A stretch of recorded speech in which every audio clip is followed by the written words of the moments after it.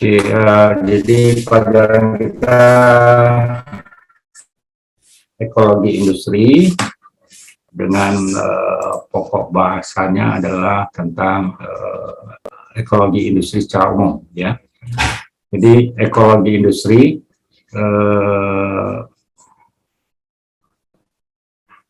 berasal dari kata ekologi. Nah, ekologi itu ada dua suku kata. Eko berasal dari kata oikos. Oikos itu rumah, dan logi itu adalah logos. Logos itu ilmu pengetahuan. Jadi oikos logos atau ekologi. Ekologi industri berarti ilmu tentang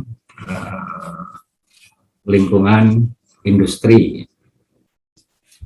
Kemudian ekosistem. Nah, ekosistem itu adalah tatanan unsur ekologi atau tatanan unsur lingkungan hidup yang merupakan satu kesatuan utuh, menyeluruh dan saling mempengaruhi dalam membentuk keseimbangan, stabilitas, dan produktivitas lingkungan. Nah, perlu saya jelaskan bahwa istilah lingkungan, kalau lingkungan hidup itu adalah segala sesuatu yang ada di lingkungan kita. Hidup artinya ada lingkungan yang hidup dan ada lingkungan yang tidak hidup. Atau ada unsur biologi dan ada unsur abiolog. Biota dan abiota. Makhluk hidup dan makhluk tak hidup. Itu lingkungan. Tapi kalau ekologi itu lebih spesifik terkait dengan apa ekologi itu dihubungkan. Misalnya ekologi sosial berarti lingkungan sosial. Jadi lebih spesifik, ya. Kalau lingkungan itu lebih luas. Kita berbicara yang unsur alamiah, unsur buatan. Alamiah itu ada makhluk hidup, ada makhluk tak hidup, ada lingkungan buatan. Buatannya itu bisa buatan dalam menggunakan material terbarukan ataupun material tak terbarukan. Nah, lalu pelajaran ekologi industri berarti yang kita bahas adalah keterkaitan lingkungan dengan industri. Nah, industri itu apa? Industri itu adalah kegiatan yang memproses bahan baku dari sumber daya alam lingkungan menjadi produk barang atau jasa. Nah, industri produk barang, misalnya industri tekstil. Kalau kita perhatikan supply chain, ya, rantai pasok dari kebutuhan industri menghasilkan produk. Misalkan pabrik tekstil, bahan bakunya pasti bahan baku tekstil. Nah, bahan baku tekstil itu apa? Bisa kapas, ya, kapas dijadikan benang, benang dijadikan kain, kain dijadikan tekstil, dan seterusnya. Jadi ada input, ada proses, dan ada output. Nah, berarti ekologinya yang dibahas itu adalah input, proses, output. Dan output itu dilempar kemana? Ke lingkungan. Nah, output tekstil itu adalah yang menggunakan adalah manusia. Dan juga untuk keperluan manusia, tapi bukan untuk manusia. Sebagai contoh, tekstil untuk misalnya ya bendera merah putih. Nah, itu kan bukan pakaian. Jadi ada tekstil yang sandang dan ada yang non sandang. Atau untuk karpet. Nah, karpet itu bukan sandang tapi adalah untuk keperluan bangunan, ya, untuk peredam suara dan lain sebagainya. Nah, lalu industri jasa itu seperti apa? Industri jasa yang kita kenal adalah industri apa, industri misalnya industri pariwisata, ya. Jadi pariwisata itu adalah industri jasa. Apa jasanya? Jasanya adalah jasa apa namanya, kenikmatan, ya, kepuasan terhadap lingkungan. Jadi apa yang diproses? Yang diproses adalah sumber daya alam. Sumber daya alamnya apa? Ya lingkungan tempat di mana wisata itu didapatkan oleh konsumen. Nah, jadi produk output jasa, produk dan atau jasa itu diterima oleh lingkungan. Nah, lingkungannya itu adalah manusia. Sehingga produk dan atau jasa yang diterima dari industri itu harus ramah lingkungan. Nah, lalu kita ke belakang, bahan baku. Bahan baku kapas. Kapas itu pasti diambil dari lingkungan hidup, yang disebut sebagai sumber daya alam.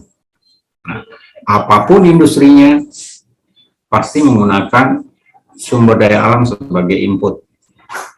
Dan kemudian produk outputnya atau jasa yang dihasilkan itu dilempar atau dilepaskan atau dijual ke lingkungan hidup. Jadi mata pelajaran ekologi industri ini adalah mempelajari dan bagaimana memanage, ya, mengelola aliran materi, siklus materi dan aliran energi yang digunakan oleh industri untuk bisa menghasilkan produk dan jasa yang sasaran akhirnya adalah ramah lingkungan. Nah, apa yang dimaksud dengan ramah lingkungan? Nah, ramah lingkungan adalah produk-produk industri yang tidak mencelakai lingkungan. Misalnya produk tekstil misalnya blue jeans. Blue jeans itu kalau dicuci warna biru, nah, jadi limbah. Nah, di sini pemilik industri harus bisa mengelola bagaimana bisa menghasilkan blue jeans yang apabila dicuci oleh konsumen, itu sisa cuciannya itu tidak merusak lingkungan. Nah, inilah yang disebut dengan produk ramah lingkungan. Jadi produk yang apabila digunakan oleh konsumen tidak mengganggu konsumen, tidak mengganggu lingkungan kehidupan makhluk lainnya. Nah, kalau kita kembali ke belakang, yaitu inputnya, input itu sama dengan makanan. Makanan yang kemudian diolah oleh kegiatan industri. Nah, sebaiknya inputnya itu diarahkan pada material yang terbarukan atau renewable resources, jadi sumber daya alam yang terbarukan. Apa sumber daya alam terbarukan?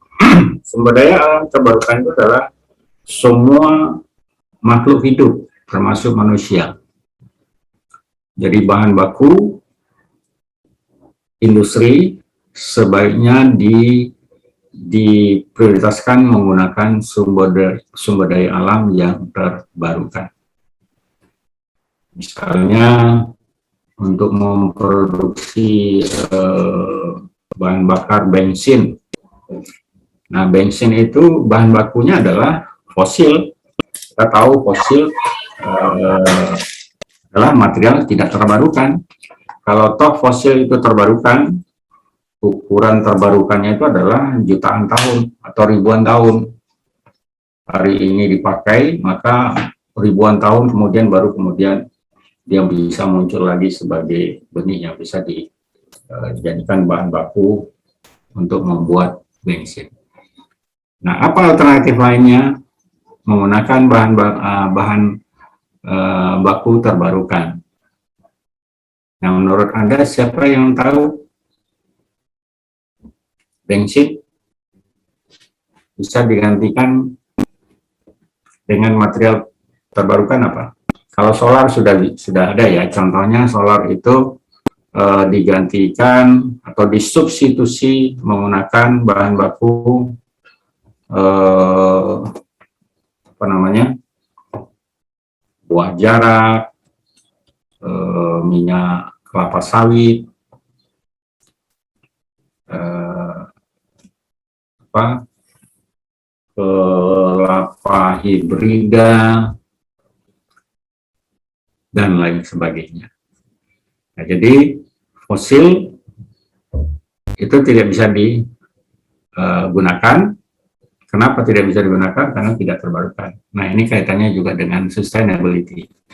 Jadi keberlanjutan, bahwa salah satu faktor keberlanjutan itu adalah anak cucu kita juga bisa menikmati apa yang dinamakan fosil. Jadi fosil yang ada sekarang harus di stop penggunaan.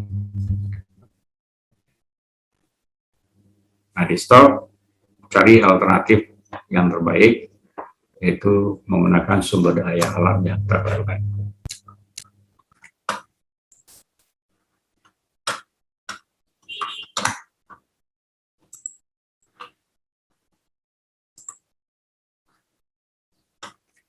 Nah, ekologi industri adalah ilmu yang membahas tentang bagaimana siklus materi. Jadi materi itu bersiklus. Di alam ini semua materi bersiklus, termasuk manusia. Manusia itu asalnya adalah dari tanah dan kembali ke tanah. Jadi bersiklus. Setelah kembali ke tanah, ada lagi manusia. Ya. Manusia hidup, mati, kembali lagi tanah, dan ada lagi yang hidup, dan seterusnya. Pohon juga demikian. Hewan juga demikian. Jadi ada siklus materi. Lalu energi. Energi itu dia mengalir dari satu arah.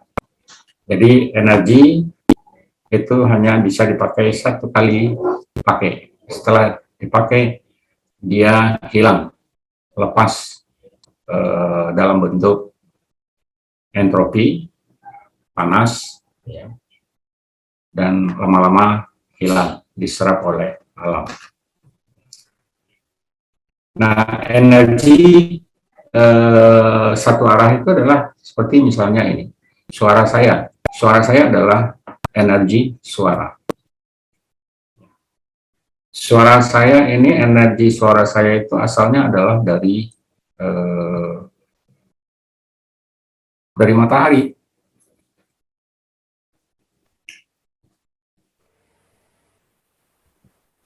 Ada nggak yang bisa menjelaskan suara saya atau suara kita asalnya dari matahari?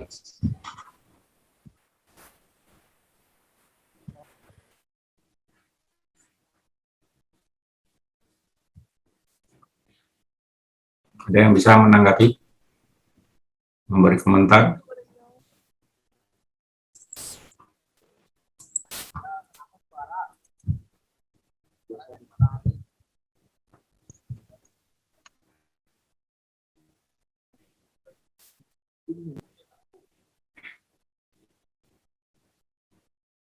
Suara dari pita suara, Pak. Ya, suara dari pita suara, terus asalnya suara itu energi, bukan?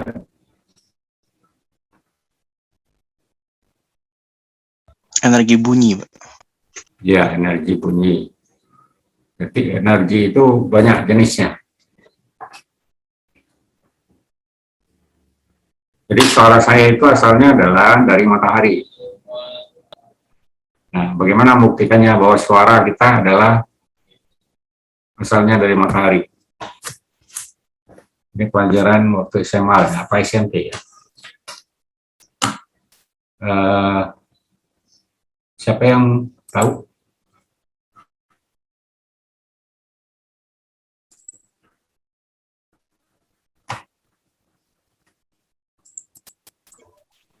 Bapak, saya izin menjawab. Sebelumnya saya belum pernah dengar sih Pak, kalau misalnya suara kita itu sebetulnya dari secara singkat dijelaskan bahwa dari suara kita asalnya dari energi matahari. Cuma mungkin yang Bapak maksud itu ketika kita mengeluarkan suara yang mana adalah energi bunyi, lalu matahari itu sebagai sumber dari apa ya, misalnya panel surya gitu. Nah itu akan menghasilkan energi listrik gitu kan. Nah, sedangkan suara kita itu terekam oleh device kita gitu, mungkin laptop atau handphone gitu kan. Nah, listrik ini kan yang menjadi sumber daya ibaratnya dari device kita gitu. Jadi ketika energi bunyi yang kita keluarkan diambil oleh laptop kita gitu, lalu dikeluarkan lagi dari laptop masing-masing teman-teman semua. Nah itu prosesnya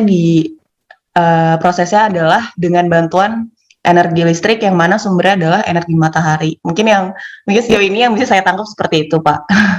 Jadi secara alamiah energi suara, kalau kita ini bicaranya rantai makanan ya, rantai makanan asal usul segala satu. Jadi saya bersuara berarti itu adalah energi suara ya. Energi itu kan nggak bisa dilihat, bisa nggak dilihat? Jawabannya pasti tidak.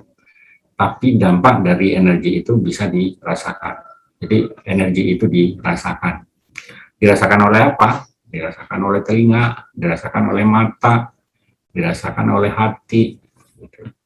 Tapi nggak bisa dilihat secara fisik bentuknya energi itu seperti apa. Jadi Allah menciptakan alam ini lengkap dengan isinya adalah agar supaya semua komponen-komponen alam itu berinteraksi ya satu sama lain sehingga terjadi satu kehidupan. Mengapa suara saya katakan asalnya dari matahari? Saya bisa bersuara karena saya hidup, ya, hidup. Dan kalau saya hidup, saya perlu makan. Kalau saya tidak makan, maka mati. Jadi energi kita dari mana? Dari makanan, kan? Jadi manusia hidup atau makhluk hidup, dia perlu makanan. Nah, makanan itulah yang kemudian oleh metabolisme tubuh dijadikan energi. Keluarlah energi gerak. Saya bisa berjalan, bisa melihat, ya. Bisa bersuara. Gerak itu adalah energi. Suara adalah energi.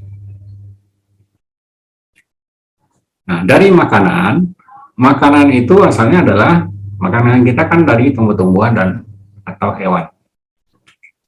Nah, rantai makanannya adalah makanan itu ada di tanah. Kita makan nasi berarti dari beras. Lalu bagaimana beras itu bisa berproduksi menghasilkan butir padi. Nah, yaitu melalui proses fotosintesa. Apa yang difotosintesa? Yaitu daunnya. Gitu. Daunnya melakukan fotosintesa dari proses penyinaran matahari, energi yang dipancarkan oleh matahari, kemudian ditangkap oleh daun yang berklorofil. Terbentuklah gula, sakrosa, gula, kemudian karbohidrat. Nah, karbohidrat itu bisa bentuknya ubi, bisa bentuknya jagung, bisa bentuknya padi. Semuanya itu memiliki daun. Jadi, yang bisa menangkap energi dari matahari, karena kita tahu bahwa sumber dari segala sumber energi itu adalah matahari, ya. Dan yang menangkap itu hanyalah daun berklorofil.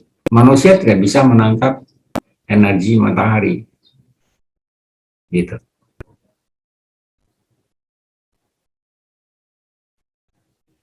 Sehingga kita bisa hidup, bergerak, dan bersuara. Jadi pertanyaan saya tadi, atau statement saya yang menyatakan suara asalnya adalah dari matahari, demikian. Bagaimana kalau matahari nggak ada? Ya nggak ada kehidupan. Bisa nggak padi hidup tanpa matahari? Jawabannya tidak, karena perlu proses fotosintesa. Bisa nggak ubi dan singkong hidup tanpa matahari? Jawabannya tidak, karena dia perlu proses fotosintesa. Ini yang dimaksud dengan hukum alam. Kalau dalam ilmu pengetahuan namanya termodinamika. Nah, orang teknik mesin paham sekali hukum termodinamika. Bunyinya apa? Yang pertama adalah energi tidak bisa diciptakan dan energi tidak bisa dimusnahkan. Itu hukum termodinamika. Nah, sebetulnya itu adalah sunatullah, ya. Itu adalah ketetapan Allah. Hukum termodinamika itu adalah hasil pemikiran manusia, yang asalnya adalah sunatullah. Energi tidak bisa diciptakan. Nah, siapa yang bisa menciptakan? Cuman Allah. Jadi Allah yang menciptakan energi. Lalu siapa yang memusnahkan energi? Ya Tuhan. Bagaimana dengan manusia yang tidak punya energi? Ya mati. Siapa yang matikan? Ya Tuhan. Jadi hukum termodinamika itu adalah hukum Tuhan itu. Ketetapan Allah. Yang di agama Islam disebut sebagai sunatullah.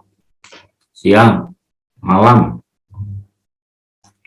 Itu adalah ketetapan yang tidak bisa dibantah. Hidup, mati. Nah, itu adalah hukum termodinamika 1. Yang bunyinya adalah energi tidak bisa dimusnahkan dan energi tidak bisa diciptakan. Jadi hak mutlak Tuhan pencipta alam. Nah, demikian juga suara. Kalau matahari nggak ada, ya suara kita, kehidupan akan mati. Nah, kapan itu terjadi? Energi itu udah nggak ada. Ya hari kiamat.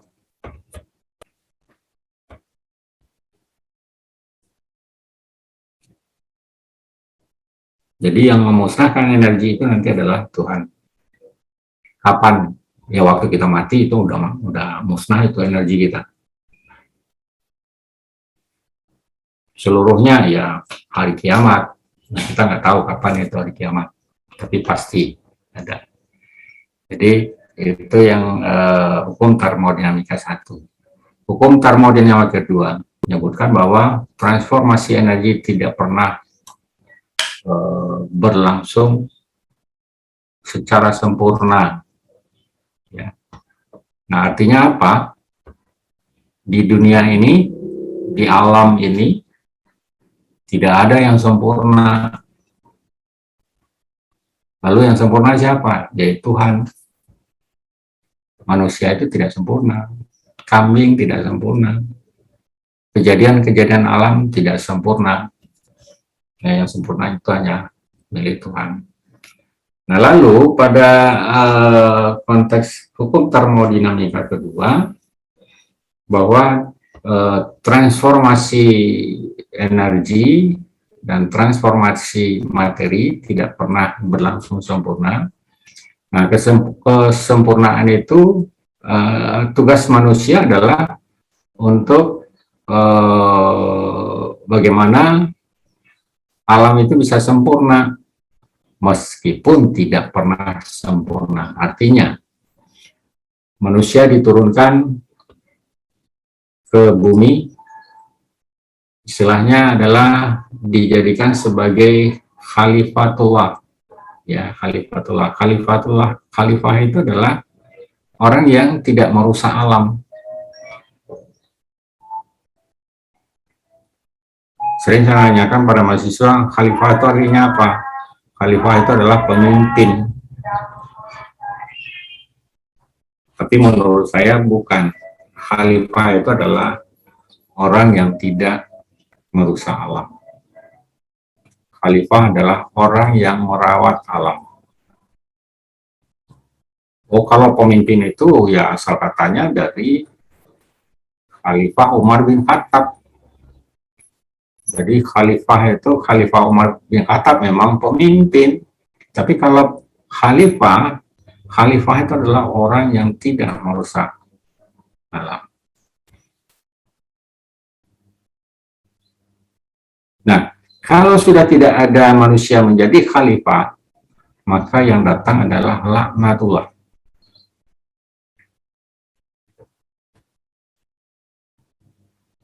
Saya jadi mengajar agama ya.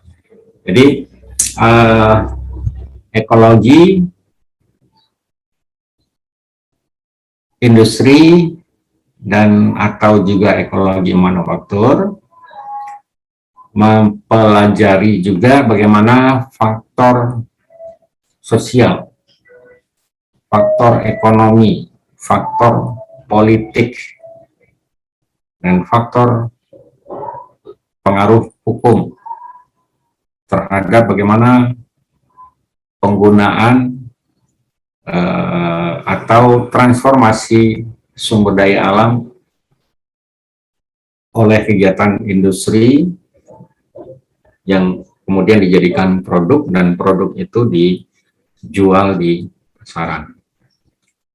Nah, ujung-ujungnya adalah ekonomi. Ya. Nah, kita ambil contoh ekologi industri saat ini, saat pada pandemi. Bagaimana interaksi industri dengan lingkungannya? Nah, sebagaimana kita tahu bahwa industri banyak yang berproduksi tidak sempurna, mungkin hanya 75%, karena sebagian karyawannya itu dirumahkan karena ada pandemik. Ya. Pandemik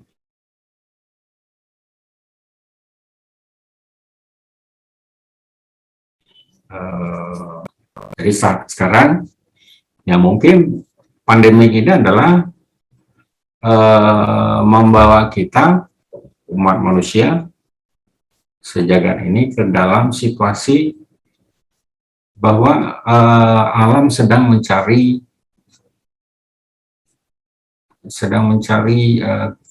keseimbangan alam, ya, keseimbangan alam. Nah, kapan titik keseimbangannya itu terjadi, kita nggak tahu. Tuhan yang lebih tahu. Namun kita sebagai manusia hanya bisa untuk berupaya keseimbangannya itu bisa terjadi secara sempurna, meskipun hasilnya tetap tidak sempurna. Nah, contohnya, industri pada saat pandemik, apa yang dilakukan oleh industri? Pertama dulu mulai bulan Maret tahun 2020, jadi 1,5 tahun yang lalu, lingkungan pandemik itu sudah langsung direspon secara politik dan ekonomi. Secara politiknya adalah kebijakan. Ada dulu PSBB ya, pembatasan sosial berskala besar. Pada tingkatan-tingkatannya yang sekarang kita kenal dengan PK apa namanya PPKM, pembatasan pergerakan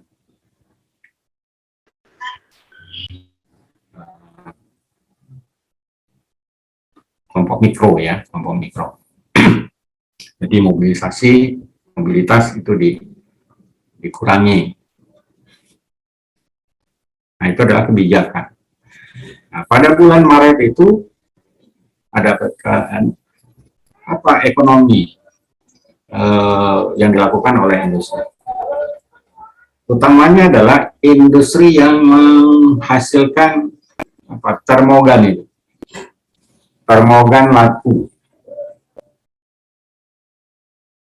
Ya, yang diuntungkan adalah industri yang bisa menciptakan termogan.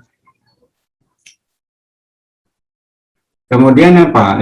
Di IT, Zoom ini kan baru kita kenal bulan Maret pada saat pandemik dan kita di pasar. Dan sekarang menjadi produk yang kita pakai. Zoom meeting sekarang ini kan produk industri. Ya, industri IT. Nah, jadi di tengah ada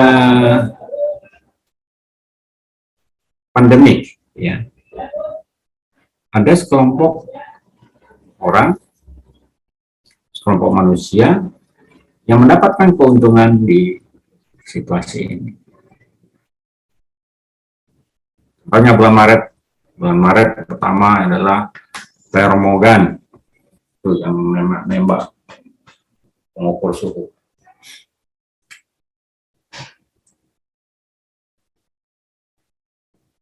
Kemudian Zoom, itu adalah produk industri. Nah, kalau ditanya apa bahan bakunya Zoom, bahan bakunya adalah energi.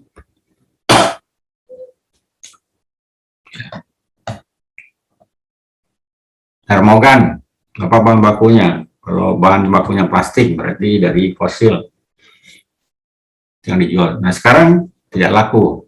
Saya nggak tahu kapan Zoom ini tidak laku. Jadi ada siklus, suatu yang tiba-tiba melonjak, tiba-tiba turun. Dan harus kita ketahui juga, para ahli menyatakan bahwa kita sekarang berada di status quo. Status quo-nya itu adalah masa disruption. Disruption itu adalah kondisi di mana dulunya pernah ada, sekarang tidak ada. Dulunya tidak ada, sekarang ada. Nah, contohnya adalah dulu sebelum Maret 2020, sholat berjamaah itu softnya rapat. Selama pandemik, safnya jarak 1 meter minimum. Sampai sekarang belum berubah. Nah, apakah besok, lusa, seterusnya kondisinya demikian? Nah, inilah kondisi disruption. Dulunya ada, sekarang jadi tidak ada. Dulunya ada saf, rapatkanlah saf. Sekarang jadi tidak. Saya tidak tahu ke depannya.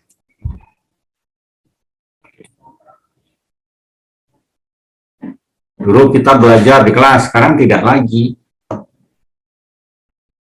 Jadi dulunya ada, sekarang tidak ada. Dulunya tidak ada, sekarang jadi ada. Zoom ini kan dulu nggak ada. Jadi kondisi lingkungan memaksa kita memilih teknologi. Nah, ini adalah intervensi manusia. Sehingga dengan demikian, industri itu selalu berpikirnya adalah ekonomi. Oh, pandemik, orang butuh apa sih? Kalau orang butuh apa, pasti dia beli. Nah, pada bulan Juni, 2020 masker itu harganya bisa 500.000 satu dus, yang harga normalnya itu hanya 50.000 atau 25.000. Baik.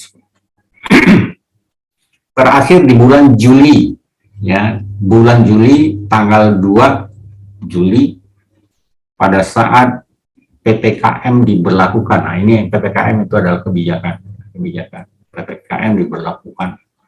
Itu reaksi ekonominya apa? Reaksi ekonominya adalah harga tabung oksigen mahal.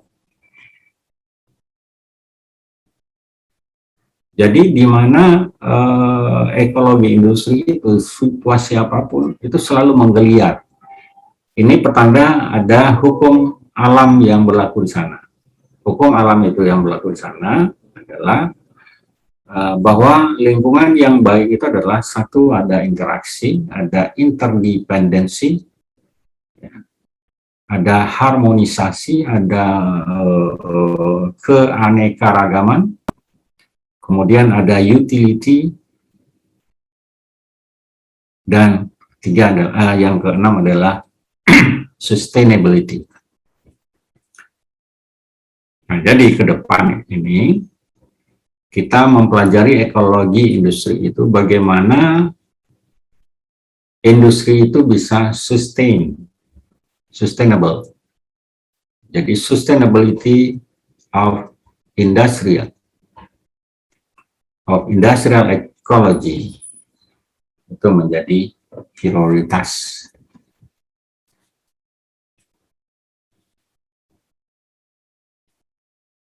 Jadi dalam ilmu ekologi industri itu harus dipelajari bagaimana pengaruh sosial, bagaimana pengaruh ekonomi, bagaimana pengaruh politik, bagaimana pengaruh hukum terhadap siklus materi. Ya, siklus materi dan aliran energi yang dipakai oleh industri dalam mentransformasikan materi menjadi produk. Nah, ini adalah pelajaran ekologi industri. Dan ujung-ujungnya adalah bagaimana kita bisa menciptakan produk yang green, yang cleaner, atau produk ramah lingkungan, atau eco product, itu jadi output produk. Kemudian sisi lain adalah meminimumkan limbah yang terbentuk dari proses produksi, meminimumkan polutan dari kegiatan-kegiatan industri.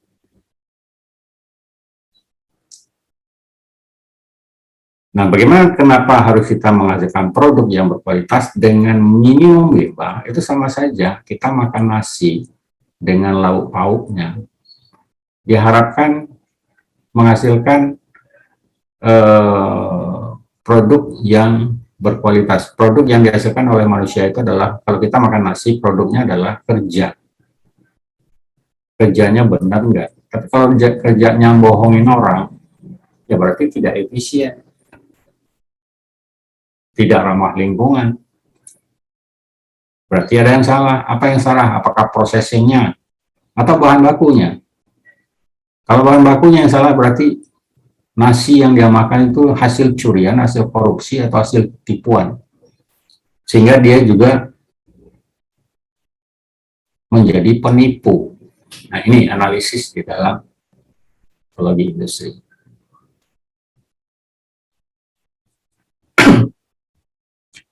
Oke, kembali tadi pertanyaan saya bahwa suara saya, kemudian bisingnya industri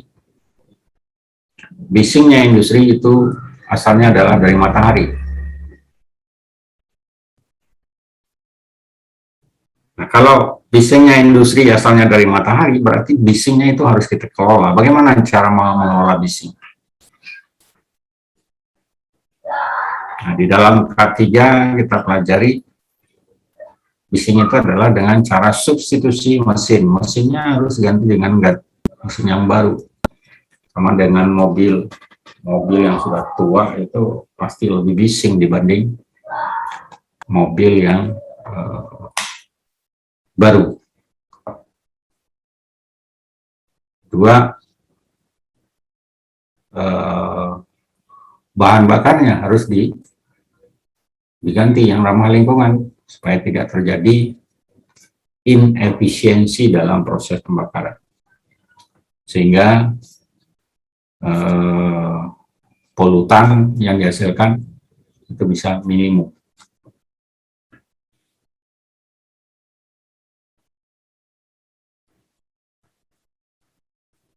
Kita lihat misalnya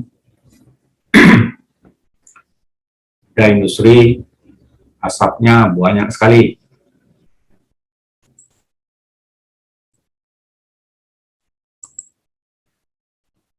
Nah, asapnya itu pasti mengganggu orang.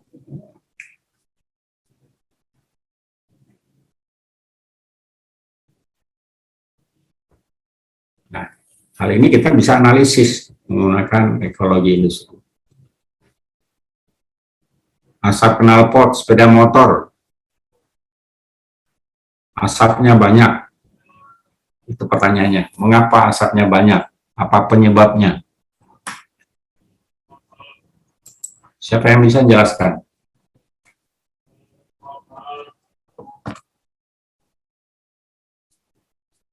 Sepeda motor, asapnya banyak. Pembakarannya kurang oksigen, Pak. Jadinya hasil gas bakarnya nggak bentuk gas murni gitu, Pak. Ada yang abu, ada yang karbon. Ya, Tulus Hidayat. Ya, artinya adalah ada ketidaksempurnaan.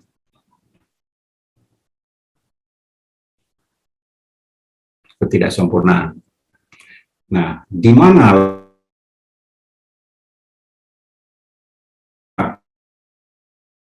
tidak sempurna?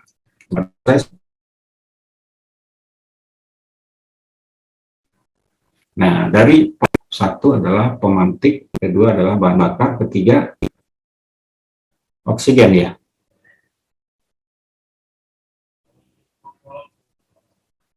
Atau udara? Oksigen, Pak. Oksigen ya, jadi bukan udara ya, oksigen. Dan oksigen itu ada di udara. Dan kita tahu bahwa udara itu, udara yang kita hirup, oksigennya hanya 20%, 22%, kurang lebih. Sisanya itu adalah nitrogen yang lebih banyak. Nah, itu yang kemudian disaring. Nah, saya nggak tahu secara teknis saringnya bagaimana. Menyaring saringan-saringan itu, apakah yang dimaksud dengan saringan itu adalah bahan bakarnya yang disaring atau barangkali udaranya yang disaring. Kalau udaranya yang disaring berarti yang diambil adalah hanya O2 saja. Nah, kalau O2-nya saja berarti yang keluar adalah, yang harus dipisahkan adalah nitrogen dioksidanya.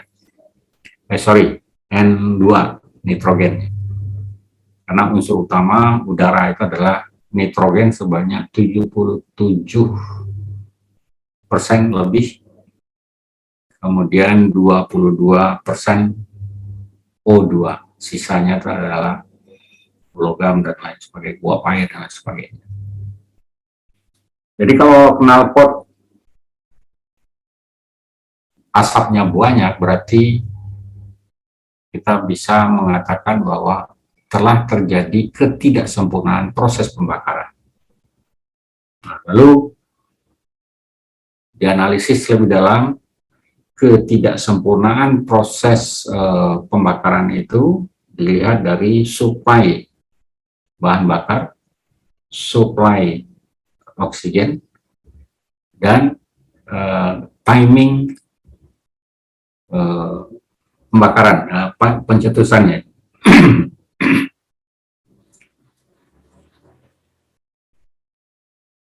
Nah, kalau ketiganya itu di sedemikian rupa disetel, ya, bahan bakarnya bagus, supply-nya konstan, continuous, supply O2-nya juga continuous, pemantiknya juga kualitas pemantiknya sesuai standar, maka dapat dipastikan asap itu tidak ada.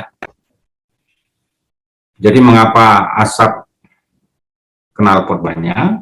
Satu, bisa mesinnya. Mesinnya itu di dalamnya ada karburator dan lain sebagainya. Kemudian ada bahan bakunya. Bahan bakunya adalah bahan bakar bensin.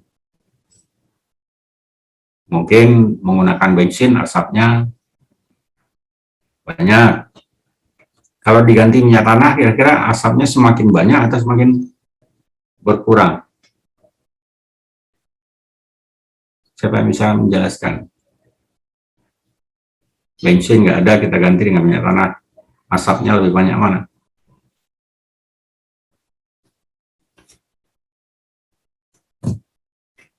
Pasti banyak asapnya adalah di minyak tanah. Pertanyaannya, mengapa minyak tanah asapnya lebih banyak kalau dibakar? Karena konsentrasi energi yang terdapat pada minyak tanah itu lebih rendah dibanding bensin. Kalau kita bandingkan dengan yang pertama, maka efisiensi atau daya bakar atau kualitasnya, daya bakar pertama jauh lebih baik dibanding apa sekarang pengganti bensin apa? Pertalite ya.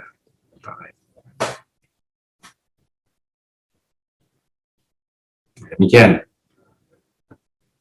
Kalau industri banyak asap, apa penyebabnya? Yang analog dengan sepeda motor tadi.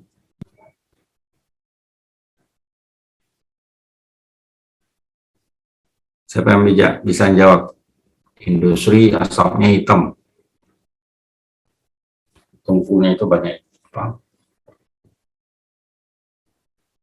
Hitam lah. Izin jawab, Pak. Ya, silakan. Marcel. Ya. Industri semen bukan, Pak? Ya. Yang asapnya itu. Ya. Asap industri semen, ya. Kenapa? Tadi kan Bapak tanya apa yang industri yang kalau asap produksinya hitam gitu kan, Pak? Iya, penyebabnya apa? Pembakaran, Pak. Ya, pembakaran.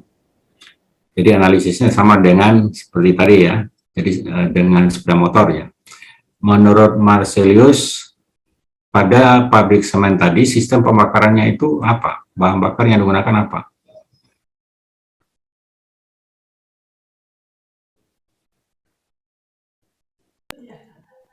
Saya pribadi kurang tahu, Pak. Yang jelas ada bahan semen, dulu bahan baku semen ya, Cibinong itu menggunakan bahan bakarnya adalah batu bara. Nah, pertanyaan berikutnya terkait dengan asap tadi, mana yang lebih berkualitas batu bara dibanding bensin yang digunakan oleh sepeda motor tadi?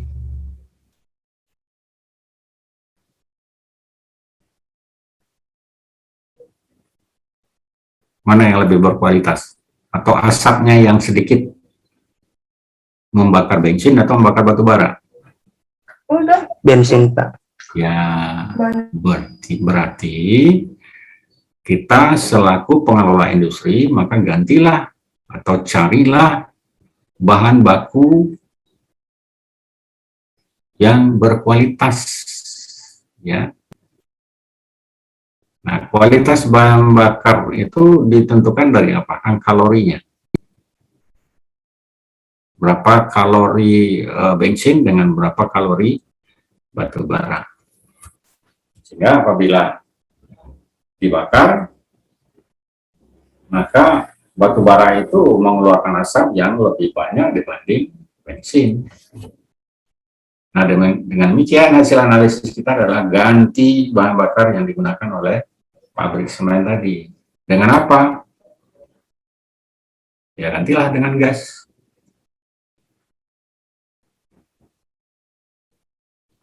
Oh, gasnya gas apa? Ada gas apa namanya? LPG. Ada LNG. Mana yang lebih bagus? LNG, Pak. Ya. Silakan. LNG. LNG. Lebih bagus daripada LPG. Begitu. Terus? Iya, Pak. Oke. LNG isinya lebih banyak metanan. Metannya, gas metannya lebih banyak. Iya, setahu saya. Ya memang pada kenyataannya kalau LNG itu apa tekanannya lebih tinggi ya. Tekanannya lebih tinggi daripada LPG. Apa beda LPG dengan LNG dari nama? Siapa yang bisa jawab? LNG liquefied natural gas, dari gas alam. Kalau yang LPG itu dari petroleum, Petroleum. minyak Oke. mentah. Ya, bagus, terus. Ya, benar. Oke. Kalau ditanyakan energi mana yang terbarukan, apakah LPG atau LNG? Kita ingin menjadi green industry, LNG, Pak.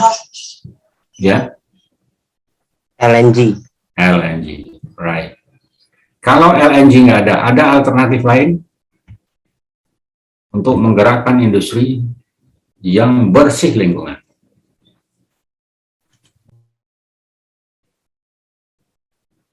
Siapa yang bisa memberikan pendapat, komentar?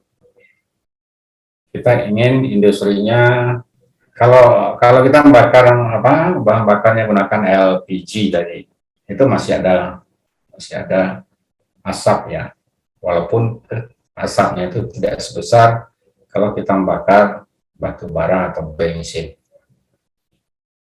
Kedepannya apa?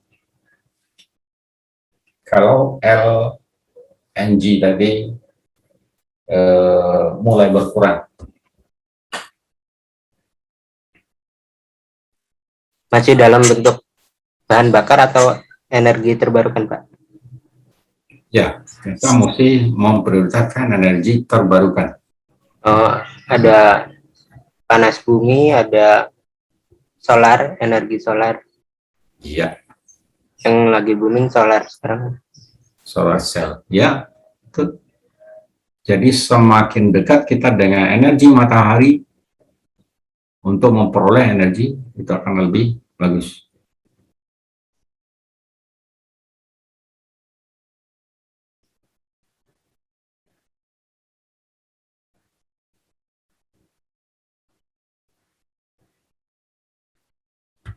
Oke. Nah, para ahli meramalkan bahwa mulai tahun ini atau barangkali tidak terlalu lama, di bumi ini akan terjadi perubahan yang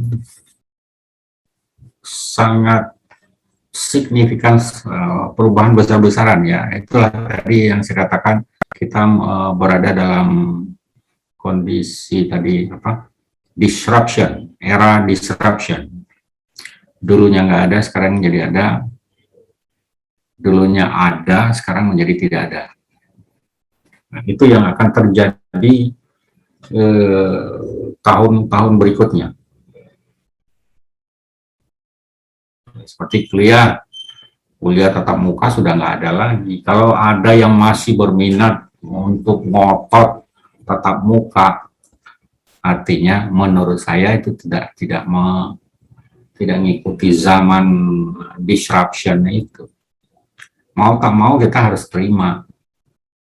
Kalau kita mau menolak sendiri ya bisa-bisa stres. Kalau saya sih menerima aja, mengalir aja, ibarat kita berada di air, ya bah kita ngikutin aja. Kita nggak bisa melawan kita mati.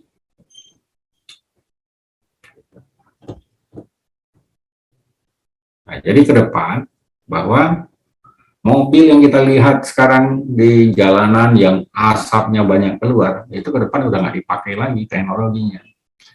Semua mobil otomotif, ya, otomotif yang masih menggunakan bahan bakar fosil itu akan hilang di muka bumi, dari muka bumi. Akan digantikan oleh produk-produk yang lebih ramah lingkungan.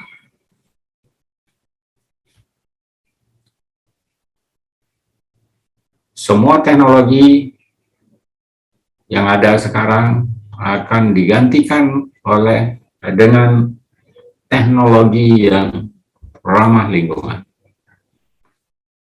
Jadi Anda sebagai calon sarjana teknik, ya, itu harus mampu melihat jauh ke depan bahwa kondisi sekarang ini akan kita tinggalkan. Ya, artinya kendaraan bermotor yang mewah pakai ini itu akan ditinggalkan.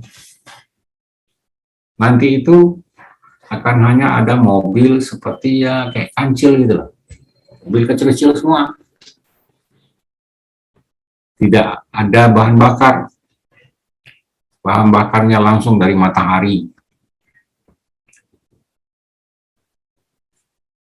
Berarti nggak bisa malam hari, bisa kalau punya aki, disimpan energinya dengan aki. Itu mobil di depannya. Sekarang sudah mulai dirasakan oleh masyarakat. Masyarakat membeli sepeda motor untuk keperluan keluarga. Sudah ada sekarang sepeda motor listrik. Sepeda motor listrik.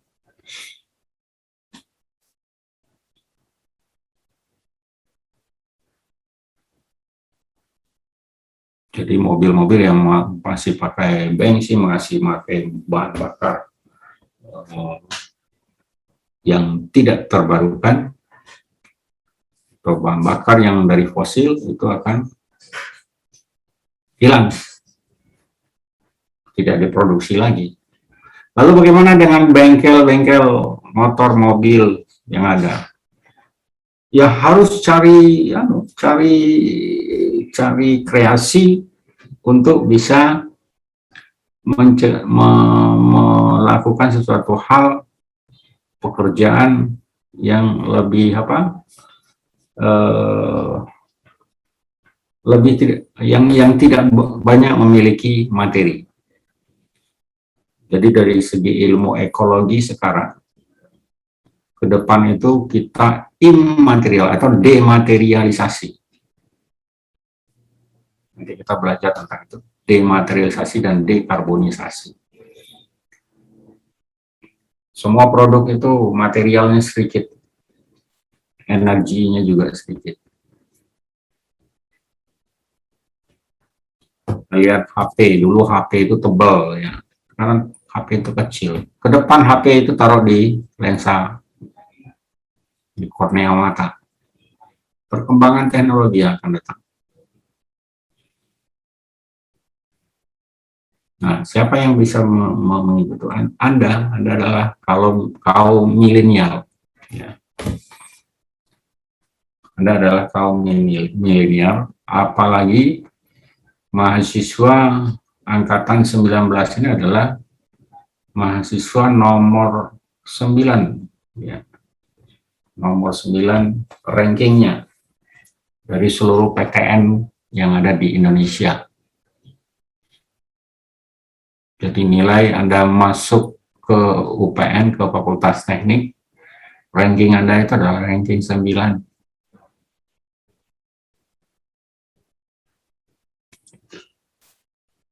Jadi Anda adalah manusia yang berkualitas, mahasiswa yang berkualitas. Gitu.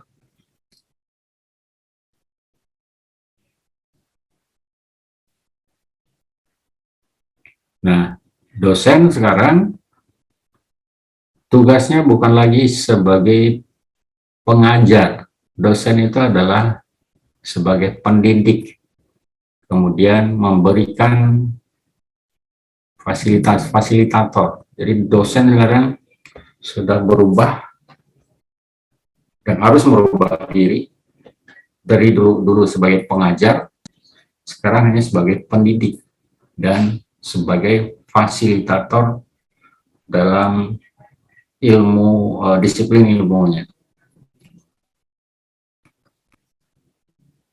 Sehingga dengan demikian kuliah seperti oral seperti ini sudah tidak diperlukan lagi. Nah, makanya mulai dari semester sekarang para dosen harus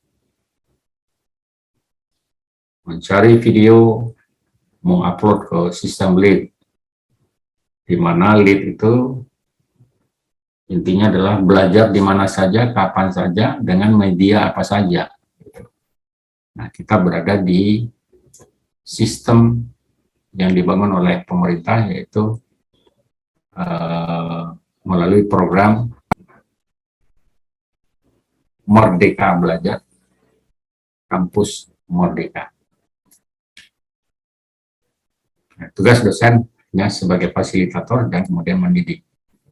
Lalu disiplin ilmunya melalui video tadi, dan melalui video tadi mahasiswa bisa mendapatkan gambaran bagaimana dunia internasional, jadi terkait dengan ekologi industri, bagaimana mengelola ekologi industri di dunia luar. Nah, video-video itu adalah materi pembelajaran, sehingga seorang dosen tidak lagi mengajar berdasarkan buku yang dia peroleh, catatan yang dia peroleh dari dosen-dosennya dia belajar di perguruan tinggi asalnya gitu. Tapi harus menggunakan material yang update, ya, yang setara dengan dunia internasional. Jadi kita harus bisa membuka mata ke dunia internasional. Ekologi industri itu tidak hanya berputar di dalam negeri, coba dilihat kasus-kasus di luar negeri secara internasional.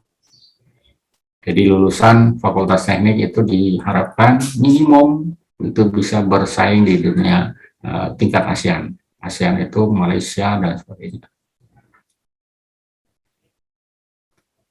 Demikian, barangkali ada pertanyaan. Saya tidak menjelaskan materi yang ditulis di dalam PowerPoint. Saya sudah suguhkan dalam bentuk video, dan tolong video itu nanti diberikan like ya, dan subscribe ya.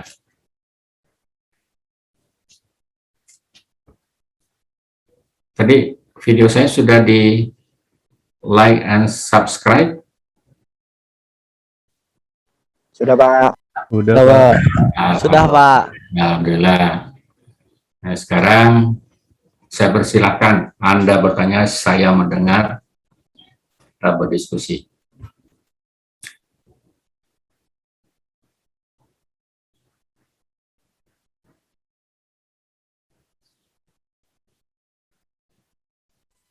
Pak, saya izin mau bertanya, Pak. Ya, Pak, silakan, Pak. Iya, Pak. Berarti ekologi industri ini besar kaitannya dengan green manufacturing gitu ya, Pak?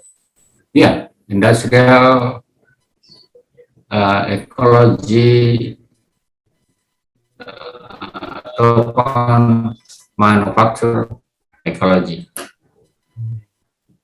Kalau beda manufaktur dengan industri, kalau manufaktur itu kan industri yang mengolah bahan baku menjadi bahan jadi.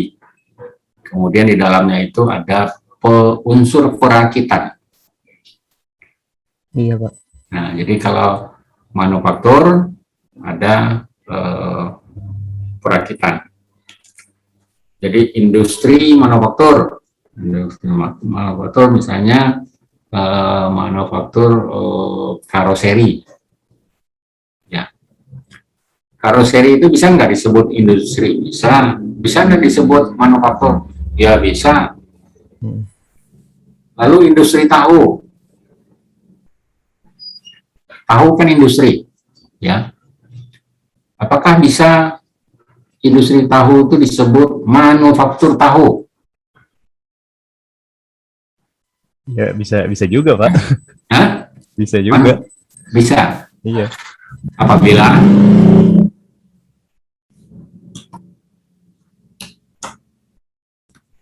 industri tahu disebut sebagai manufaktur tahu gitu. Apabila apa? Itu disebut sebagai manufaktur tahu karena prosesnya tersendiri itu, Pak, yang mengolah dari bahan mentah ke barang jadinya. Nah, barang jadinya itu yang berupa tahu. Ya, tahu. Tapi pernah nggak ada tulisan manufaktur tahu gitu? Orang tahu cuma industri tahu ya. Ya, orang hanya tahu industri tahu gitu. Iya, Pak.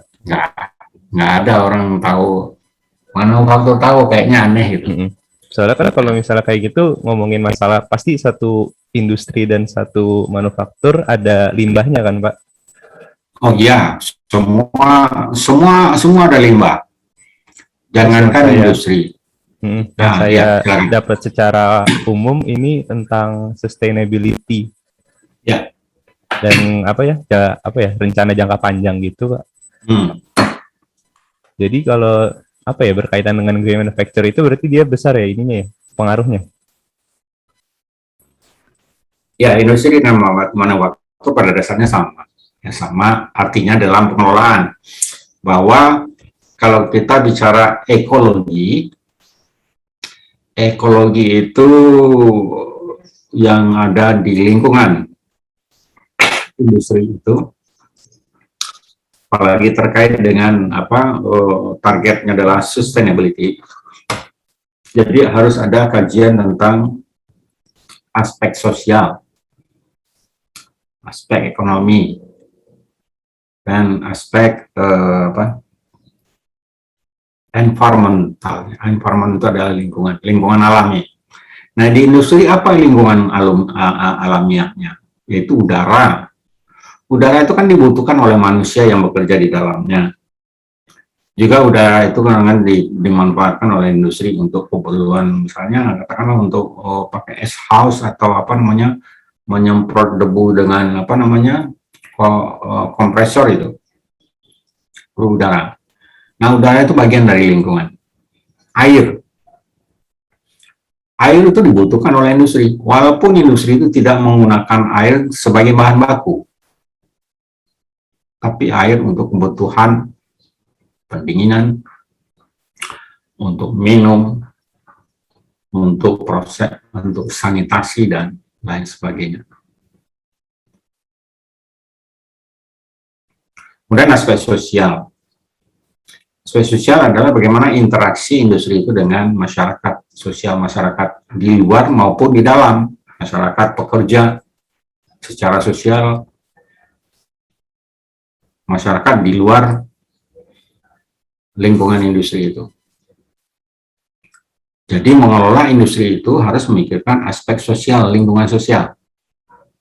Aspek lingkungan alamiah, alamiahnya apa? Air, udara, tanah. Nah, tanah dalam ini adalah jangan mencampakkan limbah ke lingkungan tanah, apalagi ke badan air. Nah, jadi sustainability mengkaji aspek sosial. Jangan sampai ada masyarakat sekitar itu protes dengan industri. Industrinya bising, oh industrinya busuk, oh industrinya buang limbah sembarangan. Nah, ini adalah salah satu bagian besar daripada sustainability. Tidak sustain dia kalau diprotes oleh masyarakat, suruh tutup, ya besoknya udah nggak bisa beroperasi lagi, maka tidak sustain namanya. Gitu. Jadi sustainability itu adalah menjadi prioritas. Sustainability artinya berkelanjutan. Jadi industri didirikan tidak hanya untuk hari ini, bukan hanya untuk masa pandemik, tapi untuk seterusnya gitu. Dan lingkungan yang dirasakan oleh, kualitas lingkungan yang dirasakan oleh masyarakat, oleh anak cucu mereka itu sama kualitasnya dengan kualitas sekarang. Atau kualitasnya jauh lebih baik dibanding dari kondisi sekarang.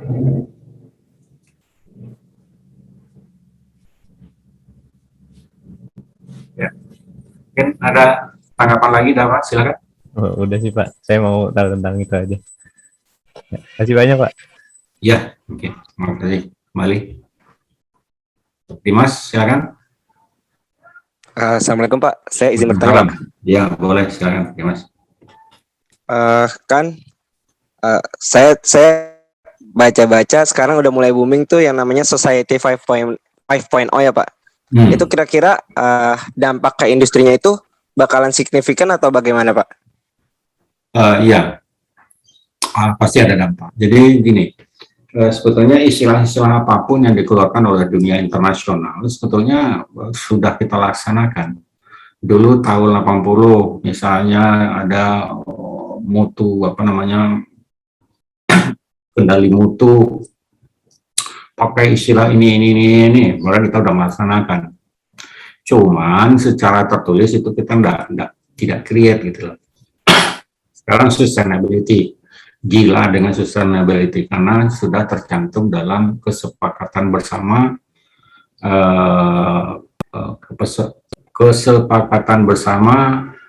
masyarakat dunia melalui PBB.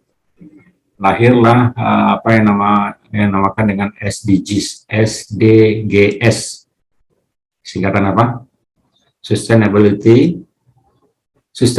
Development Goals.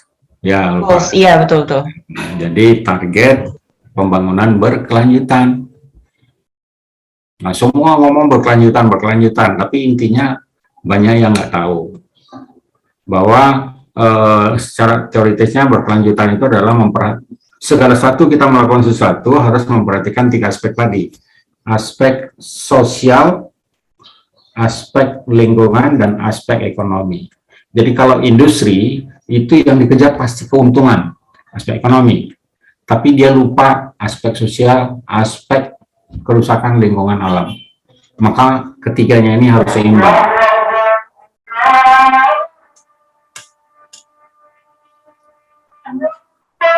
Saya berhenti dulu saat ya. Baik Pak. Iya, saya perlu ingatkan dalam forum ini ya, ada beberapa mahasiswa yang mengeluh melalui Kaprodinya, jadwal kuliah itu berentet. Misalnya kuliah ekologi ini dari jam 10.30 sampai jam 13. Ya. Kemudian jam 13 sampai jamnya ada lagi mata pelajaran, sehingga mahasiswa tidak punya waktu jeda untuk melaksanakan ibadah sholat. Jadi kita UPN mengambil kebijakan, Anda tetap bisa melaksanakan ibadah, ya, barangkali tidak hanya ibadah sholat saja, barangkali makan, silakan dimanfaatkan pada waktu belajar, tapi harus tidak mengganggu suara pada pembelajaran yang sedang berlangsung. Jadi dengan dosen siapa saja Anda dapat melakukan hal itu. Tentunya setidaknya nanti Anda kirim di chatting, mohon izin Bapak dosen, saya harus tutup layar karena harus melaksanakan kewajiban sholat gitu, atau melaksanakan makan dan sebagainya, gitu ya. Tapi suaranya jangan sampai mengganggu yang lain. itu catatan, minta tolong nanti disampaikan ke teman-teman lainnya.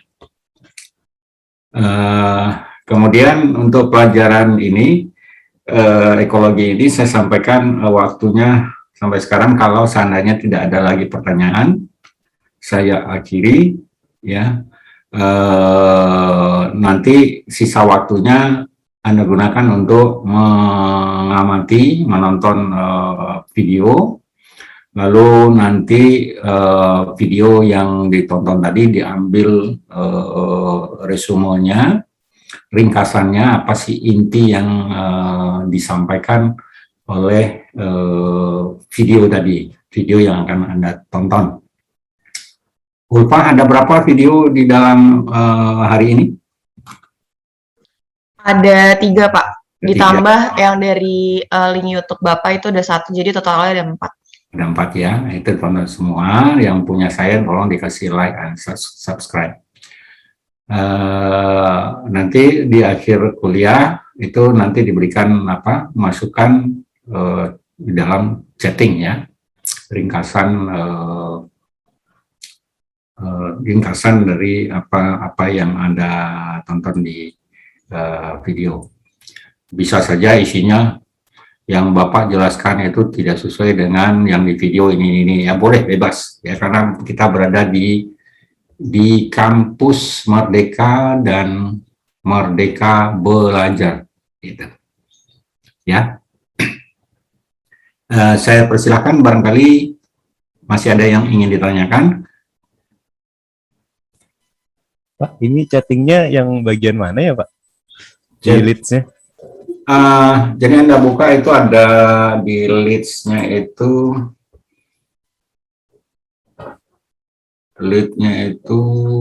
ada di, jadi Anda pertama buka Ya. Lead, kemudian ekologi, kemudian dibuka aktivitinya di situ ada lead, ada presensi tadi ya. Iya. Nah, Attendance itu Pak ya? dan itu daftar hadir. Kemudian ada chat. Di situ dimasukkan. Kayaknya sih sama seperti yang di e-learning dulu. Sekarang itu hanya beda tampilan. Gitu. Bapak izin masuk. Saya tadi udah lihat yang di attendance-nya Pak. Jadi itu nggak bisa self-recorded gitu Pak. Jadi kita nggak bisa submit respon untuk absen kalau yang di attendance-nya. Nah mungkin kalau yang tadi Bapak maksud rangkuman ya, saran saya bisa Bapak buat untuk satu file gitu Pak. Nah nanti kita biar submit dari rangkuman 4 video itu di situ Pak. Di chattingnya. Karena fitur chatnya itu masih belum ada Pak untuk di videonya. Untuk di videonya belum ada chattingnya ya. Iya, belum ada fiturnya Pak. Coba saya lihat sebentar ya. Di saya udah ada Pak. Sudah ada ya? Komentar video gitu ya? Iya. Nah, oke. Nah, nanti ditulis di situ oleh masing-masing mahasiswa. Baik Pak. Terima kasih Pak. Oke. Yang lain? Ulfa, kira-kira masih ada? Nanti kalau ada sesuatu tolong saya disampaikan langsung ya, jangan sungkan untuk perbaikan. Karena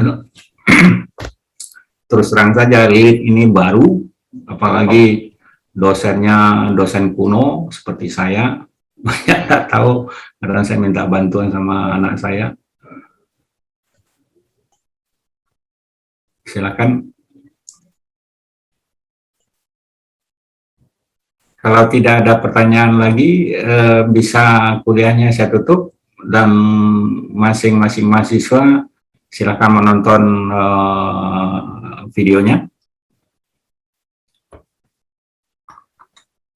Oke Pak. Iya. Oke Pak. Ulfa, setuju? Iya, sudah Pak, sudah aman. Saya barusan juga ngecek untuk chatnya juga aman Pak. Oke ya. Fitur chatnya. Baik, masih tersisa waktu sekitar 49 menit ya untuk Anda bisa pergunakan untuk beribadah, kemudian sambil nonton videonya, Dan kondisi-kondisi seperti ini nanti minggu selanjutnya tetap seperti ini ya.